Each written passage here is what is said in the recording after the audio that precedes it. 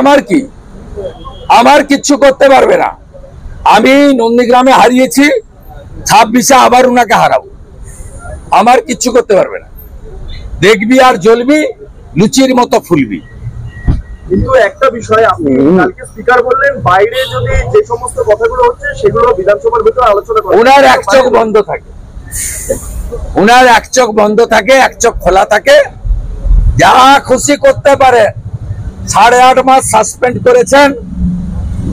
আমি হাইকোর্ট গিয়ে আপনাকে বাধ্য করিয়েছি সাসপেনশন তুলতে, আপনার দয়ায় নয়। আমি 8.5 মাস আপনার সরকারের বেতন নিইনি, সাসপেন্ড করেছেন বলে। আমি একমাত্র এমএলএ 2006 থেকে আজ অব্দি বিধানসভায় মেডিকেল বিল নিই না। আমার আপনি কিচ্ছু করতে পারবেন না। কি নোংরা ভাষা! Humping, dumping, liar. হাম্পিং মানে জানেন? Forcefully sex. ডাম্পিং মানে জানেন? ছুড়ে ফেলে দেওয়া। This is chief minister. এইটা পশ্চিমবঙ্গের chief minister. This type of filthy words uttered by a chief minister of the state. This state belongs to Vishwakavi Rabindranath Tagore, Ishwar Chandra Vidyasagar, Swami Vivekananda. বিধানসভার অভ্যন্তরে তো অশালীন শব্দ প্রয়োগ করা যায় না, তারপরে মুখ্যমন্ত্রী মমতা বন্দ্যোপাধ্যায় এই ধরনের সব পারেন। ওই স্পিকারের মাজা আছে নাকি, মেরুদণ্ড আছে নাকি ওর সামনে কথা বলে? ওই বারুইপুরে মুসলমানদের ভোটে যেতে ও বলবো তো হিন্দু পাড়ায় দাঁড়ান, 26-এ হিন্দু রেডি।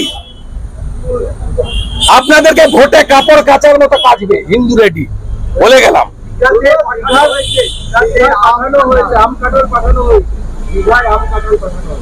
আম কাটল কোত্থেকে গেছে? কার বাড়ি থেকে? কালীঘাটে মুখ্যমন্ত্রীর বাড়ি কোন জায়গায়? ওটা কলকাতা পোর্টের জায়গা। যদি ওখান থেকে আম কাঁঠাল গিয়ে থাকে, ওটা কলকাতা পোর্টের আম কাঁঠাল, ওটা মমতা ব্যানার্জির আম কাঁঠাল নয়। জায়গাটা হচ্ছে কলকাতা পোর্টের। ওই জায়গাটা কলকাতা পোর্টের। যদি একটা দলিল দেখিয়ে দিতে পারেন না, আমি এইখানে দাঁড়িয়ে প্রত্যাহার করে নেবো। ওই জায়গার কোনো দলিল নেই, ওরা জবরদখল। কলকাতা পোর্টের জায়গা জবরদখল করেছে। আম গাছটাও কলকাতা পোর্টের, কাঁঠাল গাছটাও কলকাতা পোর্টের। আর যদি আম আর কাঁঠাল সত্যি গিয়ে থাকে, শান্তনু সিনহা জোগাড় করে দিয়েছে কিনা জানি না, এই তো সবই পারে, তাহলে কিন্তু ওই আম কাঁঠালটা কলকাতা পোর্টের গাছ থেকেই গেছে। বলছি আজকে উদয়ন গুহ